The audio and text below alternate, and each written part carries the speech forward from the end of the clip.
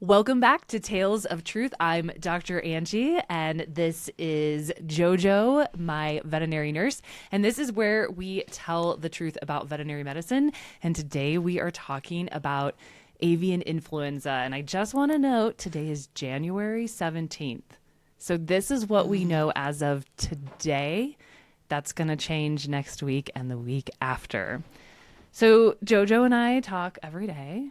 We check in about the practice, the state of veterinary medicine, all of it. And one thing that's been coming up over the last, several months is the increasing alarm about avian influenza. And it's been pretty scary. We've had some pretty tough moments where we've thought about quitting the field, running away. No, thank you, to avian influenza. We don't want to do a COVID type thing again. Yeah, all the unknowns. Pandemic'd out. Mm-hmm. We're, especially, I think as veterinarians, anytime we see things that can be passed between pets and humans, we're just like, oh, I quit because it's our job as public health officers. And so I asked a physician friend of mine, she works emergency, and I was like, are you guys worried about avian influenza? And she was like, no, we're not. We're not worried about it now. But I think it's veterinarians. We're the ones that are worried because it's affecting our patients. And the minute transmission is proven to happen directly from a domesticated animal to a person, that's when shit hits the fan. Yeah. Well, I mean, backyard chickens, granted, we're not chicken clinics, but those vets might be worried. Oh, I bet they are. I bet they are. Well, avian influenza has been around forever. Forever. Yeah, it's not a new thing. It's not new. It's just getting scarier. And I think I'm trying to figure out how worried should we be, but I'm mostly worried about our feline friends and the feline population because they are more affected than our canine friends by avian influenza. They have more severe disease. Mm-hmm. So let's talk about that because, first of all, avian influenza is going by many names. So this morning I heard one that I hadn't heard, which was the HPAI, which makes sense.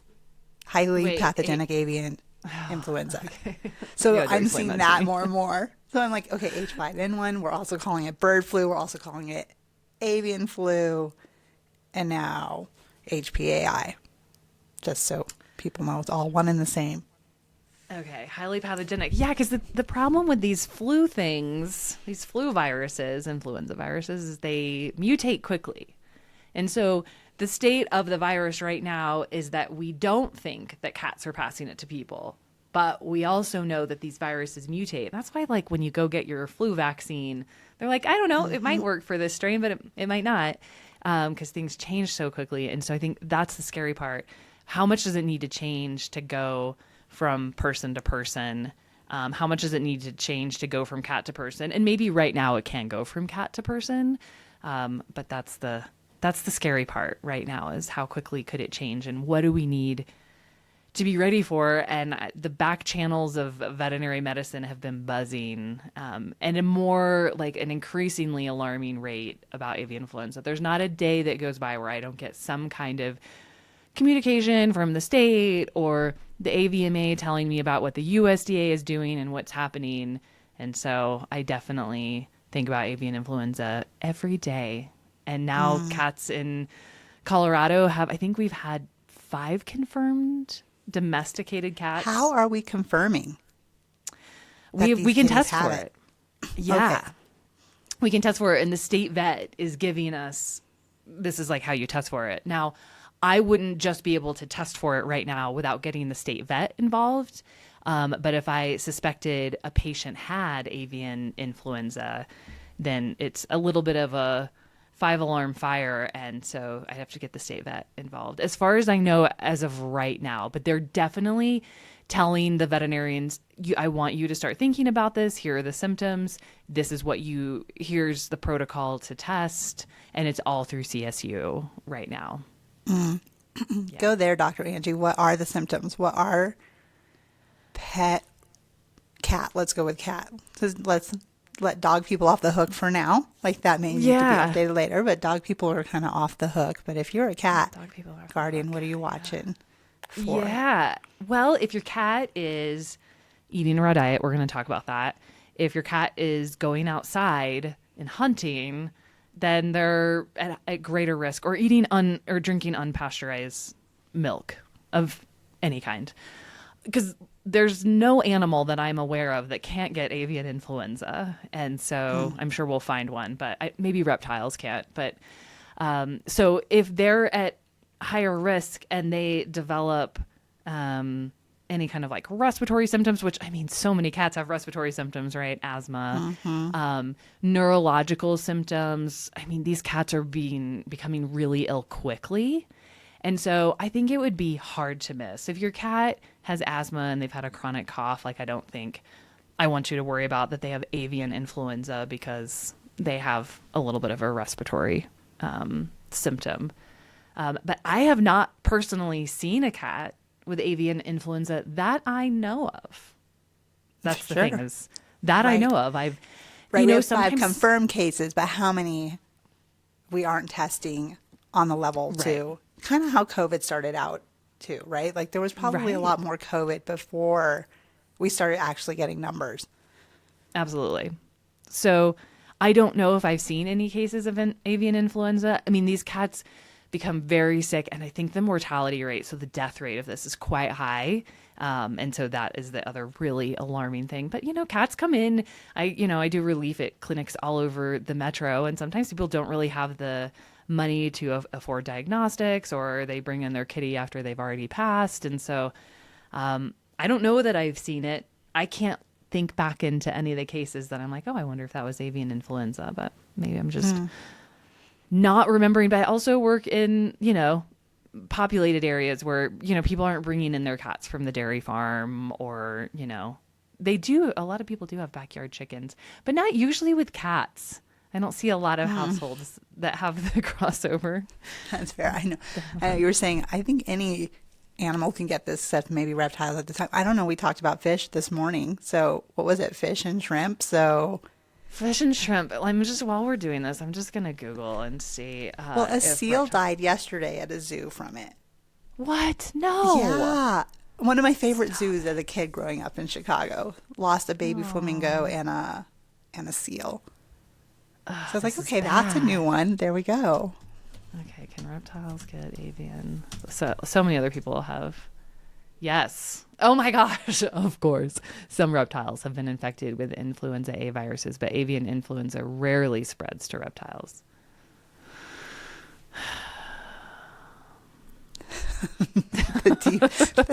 the deep exhale, like, where do we go from here? I think the bridge here is where we see it in our practice, and where we are hearing the concern is around raw food, because you are a raw food advocate for many reasons, because we've seen it benefit our IBD kitties, our allergic animals, like that only are doing okay on raw food.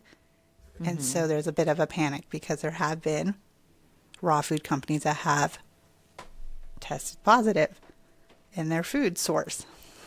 Totally. So there have been 2 cats, and I don't remember if the case in LA was fatal to the cat, but they were infected with avian influenza from their raw food. So they genotyped it to the raw food. I think it was Monarch was the brand. And then in Oregon or Washington? It was Oregon. Yeah. Oregon, thank you. Kind of all blends together. There was a cat death that was caused by avian influenza that the cat contracted from eating Northwest Naturals. I feel so bad naming these brands. I know you do. I was like, oh. I really do, because it's like, anyways, we can go into that later. But so these 2 cats contracted avian influenza from eating this raw meat. And so obviously the animal, I think it was turkey. Was it in turkey in both instances? I wanted to say it was turkey, but then I didn't try. I don't know that for sure. For sure, Northwest Naturals was turkey, but I don't remember the Monarch brand. So This is problematic because so I feed my cats raw, and we have to figure out like why did this virus stand the high pressure processing? And so what most raw companies do, most reputable raw food companies have what they call a kill step. And so, most raw meat has bacteria or can have bacteria like Salmonella, E. coli, Listeria, bacteria that does really bad things to people and sometimes to cats and dogs. And so what they do is they want to keep it raw, so they are not cooking it, otherwise it wouldn't be raw. And so they put it in these chambers and they increase the pressure, and it kills bacteria and viruses and microorganisms. And so either this avian influenza, this particular strain, was resistant to their HPP process, or they didn't do the HPP process like they thought they did. Their equipment was malfunctioning. Their quality assurance wasn't there. And I think that's the scary part that we don't really know. We don't know if it was, are the newer strains of avian influenza resistant to these kill steps? And so how has that impacted how you feed your own cats? Like, what are you doing in the Dr. Angie household? Well, what I'm not doing is not feeding them raw, because every time I don't feed them raw, like let's say I run out and I just have some cans, or like it's like 10 o'clock and I'm like, oh no, I don't have any food for the morning. I will run to King Soopers and get some canned food because everything is closed. But every time I do that, they get diarrhea. Mm-hmm. And it's so frustrating. And so not only do they get diarrhea, but then my raw poop privilege, which is my cat's poop does not smell. It just doesn't. It's just and the odorless. Canned food diarrhea is odorous. Oh my gosh, the canned food diarrhea. And so even if they didn't get diarrhea, I'm like, oh God, I want to give that up. Now, of course, I prioritize their lives and their safety over the smell of their poop. That can be taken care of. And so what I'm doing is I've just narrowed it in to Stella and Chewy's. And the reason I've narrowed it into Stella and Chewy's because I've sat and stood and I've sat in their building talking to their QA people for hours. And I've watched their whole process. I watched their HPP process. I watched it all go down from the very beginning to the very end. And I have so much confidence that they're doing what they say they're doing in their testing. And so for me, and I'm not saying other brands don't do this. So this is not my way of throwing any other brand under the bus. I just for my cats, I'm going with what I know. And Stella and Chewy's is so buttoned up. I worked in the pet food industry for a while, and I just really trust them. They are serious, like deadly serious about what they're doing. And there are some studies to show they're older, a couple years older, that show that their methods do kill avian influenza. But now the FDA will come in and, look. Well, and is that fair to say for a virus that is constantly changing or mutating, it seems the process would also have to morph with it. And that's the part I don't know. And I don't think I don't think I have enough education to know about the kill steps, about virology. I feel like we need to get someone else to tell us like, oh yeah, we can kill this, because everyone's feeling super confident that the cooking process could kill it. Definitely. But what if that also changes too?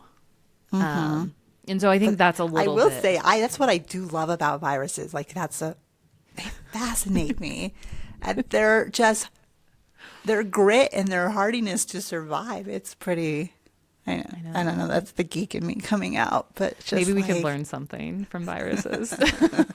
Oh yeah. I mean, like just the evolution that they have to go through to just keep thriving, and they do it. So I feel like that's what the stage this virus is in. It's like, oh, I want to thrive. I want to thrive. Yeah. Oh, I know. I know. Which is just fascinating for this little particle. Yeah. I Totally. don't know. Totally. Maybe that should have been the field I went into, because I do, like, I have some kind of respect for whatever the virus is going to do. Yeah. I mean, we're going to find out. And so right now we're just in this really uncomfortable space, kind of like at the beginning of COVID, where we're like, I don't know. And we were uncomfortable in veterinary medicine in COVID too, because once we realized that animals could get COVID, that was really uncomfortable. Mm-hmm. And we had a minute where they were taking all of our machines. We got a letter from the state saying, like, all of your medical equipment, it's ours now. You are not going to, we had to shut down certain things. And so I think we're again sitting in that place that we don't really know. And a lot of veterinarians are going on social media saying, please don't feed your pet raw and please don't let your cat outside.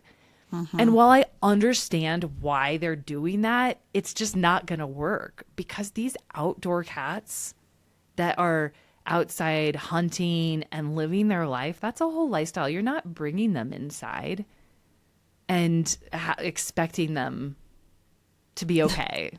That's going to be misery for the cat and the people. Misery. But as a public health officer, we're like, please don't do that, because what we don't want to see is more cats get avian influenza. And the moment avian influenza goes from that cat to those people, that's the moment that every cat in the world, every domesticated cat, is in danger.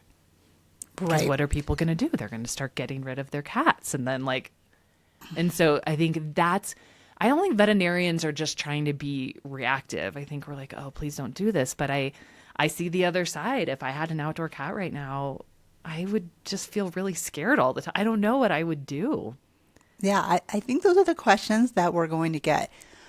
Or we already are getting some of them. So one of them that I think about is, can I just change the protein source? So if I'm feeding raw, can I just change? Can I go to rabbit? Can I go to beef? Can I go to, whatever options they have, rather than a feathered? Yeah. I know. I think we know dairy cattle have it. So if dairy cattle can get it and are getting it, like, why couldn't beef cattle? Also, let me see if they have, that's interesting that you say about the bird. Let's see. I mean, the rabbit. Let me see if rabbits are getting. Well, I was trying to think of, what raw food proteins do we see a lot of? Right. Okay, yes, rabbits can get avian influenza because, of course, also known as bird flu. See, while the risk of infection is low, I'm just reading AI. I just want you to know that, and I just have to. It is AI from NIH, though, so I'm gonna. It's everywhere. Goodness.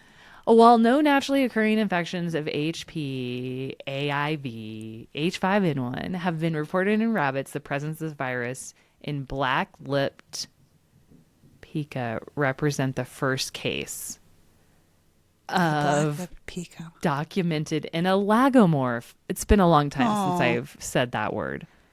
It's been a long time since I've heard that word. To our knowledge, no other natural AIV infections have been reported in lagomorph. So I don't know, Jojo. Maybe switching to rabbit, although my cats are like, no, I'm not doing that. Right, you only have so much control here. You do, but your feline owns the decision. Yeah. So they have experimented. I'm literally just Googling this. I'm trying to only Google reputable sources. They have shown that cottontail rabbits and skunks can transmit bird flu to ducks, but I don't know. Maybe that is worth trying. Yeah. The other question around that I thought about is, we have seen, and I've actually been really interested in this, those who feed the prey model, which the prey model is it's the whole bird. Yeah. I mean, I almost feel like that feels riskier than raw food, but I don't know why that feels riskier. Well, there's no kill step that I know of. So there's it's no just straight from the freezer to your cat. Yeah, I'm counting on my Stella and Chewy's food. I'm counting on their kill step. I know with certainty that they are doing what they say they're doing. But I don't if it doesn't have a kill step, I don't know. Yeah, that's true. Like that prey model, it just feels like an extra risk, which is what your outdoor cat is doing, right? It's 100%. basically mimicking that. But yeah. Yeah, and then definitely the people that are like into the raw goat's milk or the raw cow's milk, it's time to stop. Okay. I've never been a fan. And that's always been controversial as an integrative vet. People get so disappointed when I'm not supporting the things everyone else is supporting because I'm an integrative veterinarian. But like, it's just never been worth it. People get sick from that stuff all the time. I don't want my patients getting sick. I don't want the people I work for. I don't want anyone getting sick. It's not worth it. So just don't do it. That's just my The party benefits don't outweigh the risk is what I hear you saying. No, and they never have. Okay. Even before avian influenza. So that's my little soapbox. Don't do it. Heard. And so, but really don't do it now. Yeah, I'm trying to think of what else people might ask. It's just, I think once we start seeing infections, which hopefully we don't, it's going to be, what is the treatment? Do we have to isolate or quarantine? But I don't think we know those things yet. We don't know. I want to know. There were so many times in COVID where like I would get information from the government or the AVMA and I would be like, this is fact. And I would get online and say it or say it to the clients that we were serving at the time. And then like 2 weeks later, some other like very contradicting piece of information came out. And so for this crisis, I'm just going to not know as much. I'm going to stay on the not knowing. So if you are a cat guardian, do they need to be worried right now? And what do they need to focus on? Okay, so if you're a cat guardian and you don't have your cat outside and you're not feeding raw food right now, risk is super low. And that your cat's not around wild birds or birds. Now, if you have a parrot and a cat and everyone's contained, right now I think the risk is very low. So I'm not worried about like kind of closed systems. Although what I don't like is how birds can have the virus and be asymptomatic. So if you had a backyard flock, and I'm not a bird vet, so I'm a little bit outside of my expertise. But if you had a flock that you're like, oh, well, last year I got this chick from Tractor Supply or whatever, that bird could still have avian influenza. As far as I know, we should have a bird vet on to talk about avian influenza in birds. But so if you don't have any of those risk factors, just sit tight. If you're feeding raw, I mean, what I'm doing is just doing Stella and Chewies. And I like your idea, JoJo, of maybe switching over to rabbit. No. The other thing I wonder is pork. I'm going to Google that really quick. Let's see. I think pork. Well, never mind. It's like, don't we have... Wasn't there a time when there was swine flu? Oh my gosh. Like, isn't there a thing? That's so many years ago. Always a thing. Okay, on October 30th, the first reported United States case of H5N1 influenza or bird flu in a pig was reported. This is Michigan Medicine. I don't actually know that source. USDA announces the first H5N1 avian influenza detected in U.S. pigs. So here we go. But I don't know how widespread it is. And I think that's the information that I don't even think the USDA knows because we're not doing the surveillance that we probably need to, but I'm sure we are now. I hope we are now. Yeah. And then with the change of administration, hopefully like we're not going to like defund the USDA and the FDA. Dr. That's slippery. I know. We need money to look at this right now. Well, I think that we'll continue to look at it because of the impact on humans. If, yes. Like, it may have been going species to species for a little bit here. Yeah. But now that we had humans, we're like, oh. Right. Yeah. Alarms. Sound the alarms. Sound the alarm. What do you think? I know you don't have a cat, but what would you do right now? I have dogs, so I'm just sitting pretty. I'm like, All my boys are grown. If my boys were young, I'd be like, don't touch the dead birds like that. I mean, that would be my high alert is, Your kids. yeah, my kids. Yeah. And I did have backyard chickens for a long time. And so I think I would probably, if I had my cats and chickens, I would be a little sensitive to at least changing my shoes and such coming in. That might be hypervigilant, but that I tend to be hypervigilant. So I might do that. Yeah. No. Well, I hope this is not our next pandemic. I'm scared of what's going to happen. I'm a little bit nervous about it. And hopefully this is just one of those things that blow over. The friend I have who's an emergency room doctor, she's like, you know what, Angie, like these influenzas pop up all the time and everyone gets all worried. And then they just kind of go away. And I'm into that.